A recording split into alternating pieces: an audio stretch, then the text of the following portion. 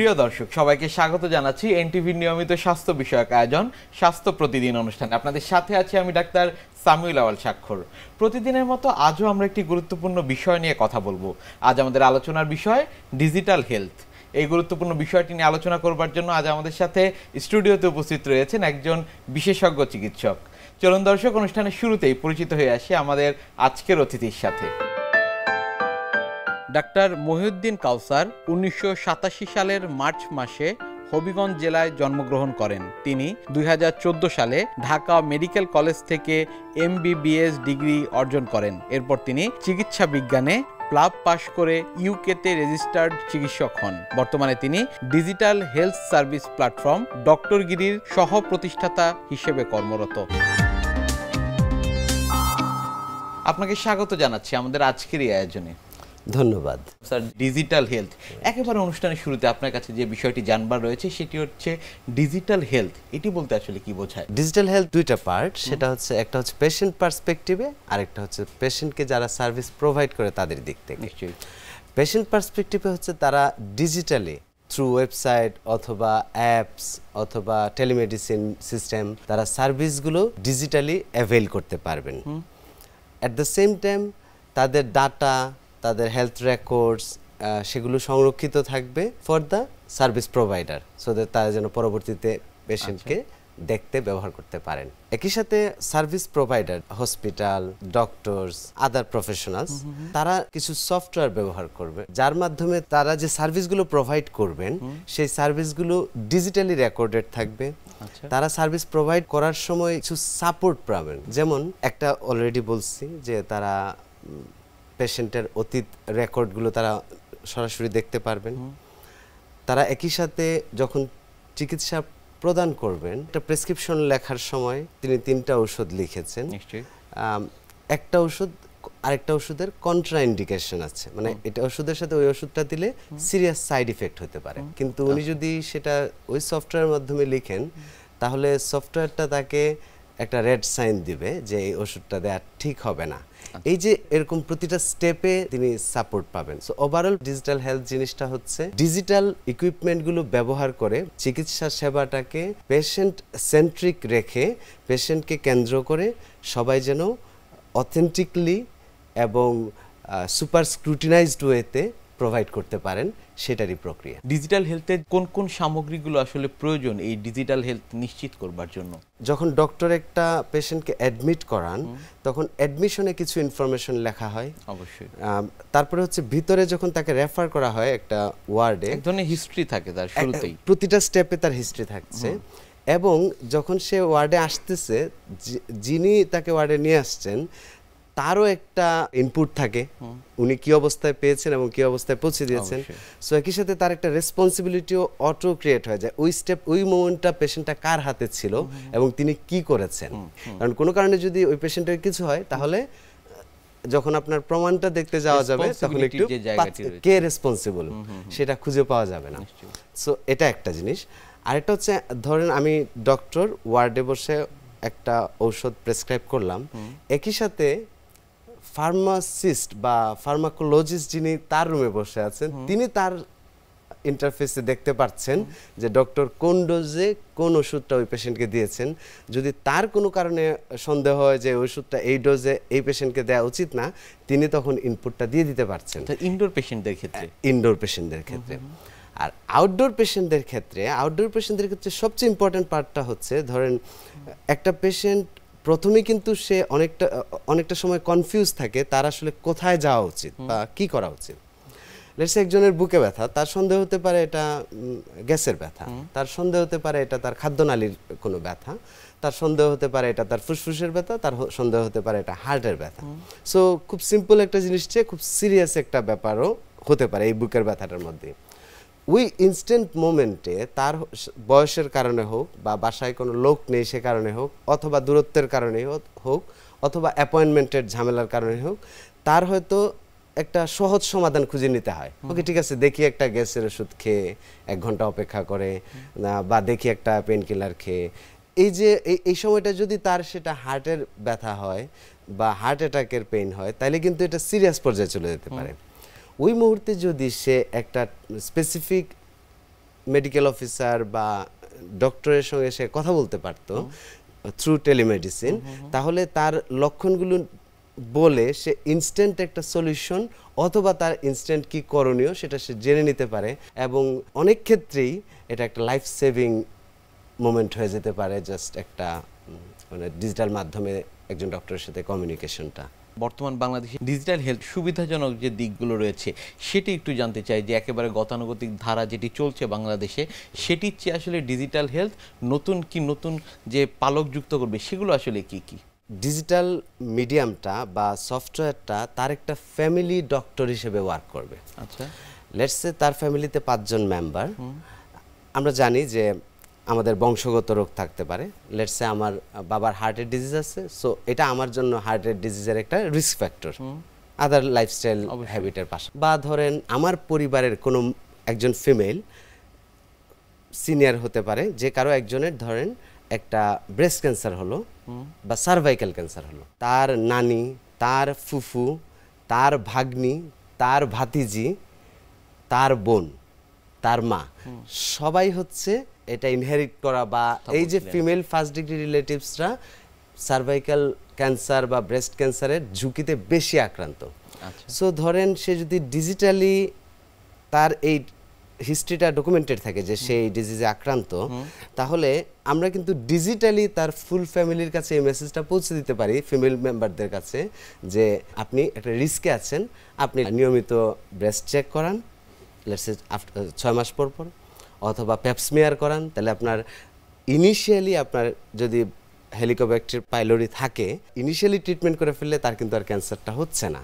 At the same time breast cancer ক্ষেত্রেও তার মানে আমরা কিন্তু অনেক বড় একটা ক্যান্সারের মতো চিকিৎসাও জাস্ট আমরা আগে থেকে জাস্ট তাকে যদি আমরা টেস্টের আওতায় নিয়ে এসে পড়তে পারি ডিজিটালি ইনফর্ম করে, তাহলে কিন্তু এটার ঝুঁকি অনেকখানি কমে যাচ্ছে। এই যে ডিজিটাল হেলথ নিয়ে আমরা কথা বলছি, এটি আসলে চিকিৎসকদের উপর এবং আসলে যারা রোগী রয়েছে তাদের সাথে যে এই যে ডক্টর পেশেন্ট রিলেশনশিপ সেটির উপর কেমন প্রভাব ফেলবে? পেশেন্ট ডক্টর রিলেশনশিপের বেসিসটা হচ্ছে ট্রাস্ট। আমি যে সার্ভিসটা প্রোভাইড করেছি সেটা যদি আমি চেকলিস্টের মতো সবগুলো স্টেপ পূরণ করে এসে থাকি এবং যদি ডকুমেন্টেড থাকে এবং নানা দিক থেকে, লেটস সে আমি একটা ট্রিটমেন্ট প্রোভাইড করেছি সেটা ফার্মাসিস্টের ডেস্কটপেও গিয়েছে, নার্সের ডেস্কটপে গিয়েছে, অ্যাডমিনিস্ট্রেশনের ডেস্কটপে গিয়েছে, পেশেন্ট রেকর্ডেও গিয়েছে। কারণ হচ্ছে যখন আমি তাকে কন্টিনিউয়াস সব কিছুর একটা ডকুমেন্টেশন থাকবে, তখন এই ট্রাস্ট বিল্ড আপটা অনেক বেশি সহজ হয়ে উঠবে। Secondly, through digital media, through software, through website, through short message, he can communicate with patient digitally. Like একজন পেশেন্টের 15 দিন পরে একটা ওষুধ বন্ধ করার কথা, উনি কিন্তু অনায়াসেই এই ট্রিটমেন্টটা দেওয়ার সাথে সাথেই একটা মেসেজ জেনারেট হয়ে যাবে, যেটা পেশেন্টের কাছে 15 দিন পর চলে যাবে যে আপনার এখন অবস্থায় মানে এই ওষুধটা বন্ধ করার পর আপনার কোনো সমস্যা হচ্ছে কিনা। কোনো ওষুধ দেওয়ার পরে 3-4 দিন পরে কোনো সাইড এফেক্ট হতে পারে, আমার 3-4 দিন পরে পেশেন্টের কাছে চলে যেতে পারে একটা মেসেজ, আপনি কি এরকম কোনো কিছু ফেস করছেন কিনা, এটা একটা side effect of that medicine, আপনি যদি এই ওষুধটা আর কিছুদিন কন্টিনিউ করেন তাহলে এটা আপনার জন্য মিনিমাইজ হয়ে যাবে, অথবা এটা যদি অতিরিক্ত হয় তাহলে সাথে আপনি এই ওষুধটা খাবেন। সো পেশেন্ট কিন্তু অনেক বেশি পার্সোনালি কানেক্টেড ফিল করবে ডক্টরের সাথে, এবং ডক্টরের সার্ভিসটাও পেশেন্ট আরও বেশি সুন্দরভাবে পাবে। So obviously patient doctor relationship improve করবে। ডিজিটাল হেলথের ক্ষেত্রে চিকিৎসকরা যখন আসলে ক্লিনিক্যালি অনেক জিনিসগুলো দেখে থাকেন, সেটির আসলে কোনো ব্যত্যয় ঘটবে কিনা? It is a step forward. আমরা ডিজিটালি ছাড়াও পেশেন্ট দেখি। লেটস সে আমি একজন জেনারেল ফিজিশিয়ান, আমি একজন পেশেন্ট দেখলাম, পেশেন্ট দেখার পর যখন আমি বুঝলাম যে হ্যাঁ ঠিক আছে পেশেন্টের ফার্দার ট্রিটমেন্ট প্রয়োজন, তখন আমি তাকে রেফার করব স্পেশালিস্টের কাছে। স্পেশালিস্ট যখন দেখলেন না ঠিক আছে আমি এইটুকু চিকিৎসা দিলাম, এই ইনভেস্টিগেশন করলাম, আমার কাছে মনে হচ্ছে তার হসপিটাল অ্যাডমিনিস্ট্রেশন দরকার, তো তাকে আমাকে অ্যাডমিট করতে হবে, তখন তাকে হসপিটালে পাঠাইতে হবে। এই যে রেফারেল সিস্টেম, এইটারই একটা পার্ট কিন্তু ডিজিটাল সিস্টেম হয়ে উঠবে। এটা কিন্তু একে অন্যের পরিপূরক, নট প্রতিপক্ষ। আমরা এই ডিজিটাল হেলথের এই বিষয়গুলো নিয়ে আরও কথা বলবো, তবে তার আগে আমাদের এই অনুষ্ঠানে একটি নিয়মিত সেগমেন্ট হচ্ছে বিভিন্ন খাদ্যের পুষ্টি গুণাগুণ সম্পর্কে আমাদের দর্শকদের জানিয়ে দেয়া। প্রিয় দর্শক, দেখছেন স্বাস্থ্য প্রতিদিন। কথা হচ্ছিল খুব গুরুত্বপূর্ণ একটি বিষয় ডিজিটাল হেলথ নিয়ে। অনুষ্ঠানের পর্যায়ে দেখে নেব বিভিন্ন খাদ্যের পুষ্টি গুণাগুণ সম্পর্কে আমাদের পুষ্টিবিদের কাছ থেকে। এই শীতে অনেকেই কমপ্লেন করছে গায়ে ব্যথা বেড়ে গিয়েছে। এই গায়ে ব্যথাটা কিন্তু শীতকালে খুবই স্বাভাবিক, কিন্তু কিছু রিপোর্ট আছে, ব্লাড রিপোর্ট, যে রিপোর্টগুলো খারাপ হয়ে গেলেও কিন্তু আপনার গায়ে ব্যথা, পায়ে ব্যথা হতেই পারে। শীতকালে যে কোনো মানুষেরই ইমিউন পাওয়ারটা একটু কমে যায়। সেই ক্ষেত্রে এই শারীরিকভাবে যদি আপনার ব্যথাটাও বাড়ে, তাহলে কিন্তু আপনার ভোগান্তির আর শেষ নেই। সেক্ষেত্রে আপনাকে আমি বলবো যে আপনার ইউরিক অ্যাসিড বা বাতের কোনো সমস্যা হলো কি না সেটি চেক আউট করতে হবে। যদি আগে থেকেই সেই বিষয়টি থেকে যায়, সেক্ষেত্রে আপনার গায়ে ব্যথা স্বাভাবিক। কিন্তু কিছু পরিমাণ কিছু খাবার আছে, যেই খাবারগুলো আপনি যদি খাদ্য তালিকা থেকে বাদ দেন অথবা খাদ্য তালিকায় ইনক্লুড করেন, তাহলে গাউট বা বাতের এই সমস্যা থেকে আপনি কিন্তু রেহাই পেতে পারেন। সেই খাবারগুলোর ভিতরে প্রথমেই চলে আসে যেগুলো আপনাকে বাদ দিতে হবে, কারণ কিছু খাবার আছে যেগুলো ইউরিক অ্যাসিড সমৃদ্ধ এবং ইউরিক অ্যাসিডের পরিমাণ বডিতে বাড়িয়ে দিয়ে আপনার বাতের সমস্যাও সৃষ্টি করে এবং সমস্যা থাকলে সেটিও বাড়িয়ে দেয়। সেই খাবারগুলোর ভিতরে প্রথমেই চলে আসে পুঁই শাক, পালং শাক। পুঁই শাক এবং পালং শাক অনেক ভালো, পালং শাক তো খুবই ভালো, সবাই আমরা জানি, কিন্তু কিছু কিছু ক্ষেত্রে এটি আর ভালো থাকে না। পালং শাকের যে উপাদানগুলো আছে এবং পুঁই শাকের উপাদানগুলো ইউরিক অ্যাসিড বাড়াতে খুবই সাহায্য করে। যাদের বাতের রোগ আছে, যাদের বাতের সমস্যা আছে বা গাউটের প্রবলেম, তাদের ক্ষেত্রে কিন্তু এই দুটো আপনার ব্যথার পরিমাণ অনেক বেশি বাড়িয়ে দিবে। তাছাড়া খাদ্য তালিকা থেকে বাদ দিতে হবে আপনাকে চিংড়ি মাছ। চিংড়ি মাছ খেলেও আপনার বডির যে ইনফ্লামেশন সেটা কিন্তু বেড়ে যাবে। মাশরুমও বাদ দিতে হবে আপনার খাদ্য তালিকায়। মাশরুম খুবই ভালো আমরা জানি, কিন্তু কিছু ক্ষেত্রে গাউটের পেশেন্টের অনেক ধরনের প্রবলেম ক্রিয়েট করে। তাছাড়া কিছু আমাদের স্পেশালি যারা পুরান ঢাকায় থাকে তাদের ক্ষেত্রে স্পেশালি দেখা যায় নিহারি বা তেহারি এগুলো খাওয়ার বেশি একটা ঝোঁক থাকে। সেই ক্ষেত্রে তাদের দেখবেন যে ওজন যেভাবে অনেক বেড়ে যায় এবং গায়ের ব্যথা অনেক বেশি থাকে, এবং শীতকালে তো তাদের ব্যথার অনেক কমপ্লেইন আমাদের এখন পর্যন্ত পেশেন্ট এসে বলেই যায়। সেই ক্ষেত্রে আমি তাদেরকে বলবো যে খাদ্য তালিকা থেকে নিহারি বা তেহারি আপাতত একটু স্টপ রাখেন, কেননা এইগুলো যদি আপনার ইউরিক অ্যাসিড বেড়ে যায় তাহলে আরও বেড়ে যেতে সাহায্য করবে। তাছাড়া আপনার খাদ্য তালিকা থেকে বাদ দিতে হবে গরু খাসির মাংস। সরাসরি খাদ্য তালিকায় যত আপনি গরু খাসির মাংস রাখবেন, ফ্যাটি ফুডগুলো রাখবেন, আপনার খাদ্য তালিকার সাথে সাথে আপনার ইউরিক অ্যাসিডও এনরিচ হয়ে যাবে। তাহলে আপনি খাবার তালিকায় কী রাখবেন? খাদ্য তালিকাটা রাখতে হবে একদম সিম্পলভাবে। খাদ্য তালিকাতে আপনি প্রচুর পরিমাণ হোল গ্রেন জাতীয় কোনো একটা শস্য রাখতে পারেন। সেক্ষেত্রে আপনি লাল আটা রুটি রাখতে পারেন, লাল চালের ভাত রাখতে পারেন, একটু নাটসও রাখতে পারেন, যেগুলোতে অবশ্যই একটু স্কিনটা থাকে, সেইটাকে একটু খেয়াল রাখতে হবে। এছাড়া আপনাকে খাদ্য তালিকায় রাখতে বলবো ভিটামিন সি কন্টেনিং কিছু খাবার, যে খাবারগুলো আপনার ইনফ্লামেশনটা দূর করবে এবং আপনার রোগ প্রতিরোধ ক্ষমতা বাড়িয়ে তুলবে। খাদ্য তালিকায় যদি আপনি ইউরিক অ্যাসিড যদি বেড়ে যায়, খাদ্য তালিকায় আপনাকে কিছু খাবারের সাথে রাখতে হবে আদা, রসুন এবং তুলসী পাতার মতো কিছু খাবার, যেগুলো আপনার ইউরিক অ্যাসিড কমাবে না, কিন্তু আপনার যে প্রদাহগুলো আছে, যে ইনফ্লামেশনগুলো আছে, সেগুলো আপনার ব্যথাটাকে উপশমন করতে সাহায্য করবে। খাদ্য তালিকাটাকে একদম নিউট্রিয়েন্ট এনরিচ করে দিতে হবে, কেননা কোনো খাদ্য তালিকায় যদি একটি খাবারও যদি কোনো নিউট্রিয়েন্ট যদি কম থাকে, যদি মিল রিপ্লেসমেন্ট করতে চান, তাহলে একই জাতীয় খাবার থেকে মিল রিপ্লেসমেন্ট করতে হবে। কিন্তু কোনো একটা নিউট্রিয়েন্ট যদি কমে যায় আপনার বডিতে, তাহলেই আপনার শরীরে সমস্যাগুলো বেড়ে যেতে থাকবে। সো সেই ক্ষেত্রে খাদ্য তালিকাটাকে করে ফেলুন ব্যালেন্স। যত ব্যালেন্স করতে পারবেন আপনার ব্যথা খুব দ্রুত কমে যাবে আশা করা যায়। খাদ্য তালিকায় আপনি বিভিন্ন খাবারের ভিতরে রাখতে পারেন দুধ জাতীয় খাবার, কিন্তু অনেক রোগী আমাদের কাছে এসে বলে দুধ জাতীয় খাবার খেলে আপনার শারীরিক সমস্যা হয়, কিন্তু দুধের ভিতরেও বিভিন্ন ধরনের খাবারটাকে পরিবর্তন করে কিন্তু আপনি খাবার গ্রহণ করতে পারেন। এক্ষেত্রে লো ফ্যাট মিল্ক কিন্তু সবচাইতে ভালো। যাদের ইউরিক অ্যাসিড হাই থাকে তারা অনেক গাঢ় করে স্বর সমৃদ্ধ করে আপনারা কিন্তু মিল্কটা খেতে পারবেন না। সেক্ষেত্রে আপনি লো ফ্যাট মিল্ক দিয়ে যদি কোনো খাবার বানাতে চান সেটা কিন্তু খেতে পারেন। তাছাড়া আপনার খাদ্য তালিকায় একটু জুস রাখেন, প্রচুর পরিমাণে ফ্রুটস এবং ভেজিটেবল কিন্তু আপনার খাদ্য তালিকায় রাখতেই পারেন, কারণ শীতে এই তো সুযোগ।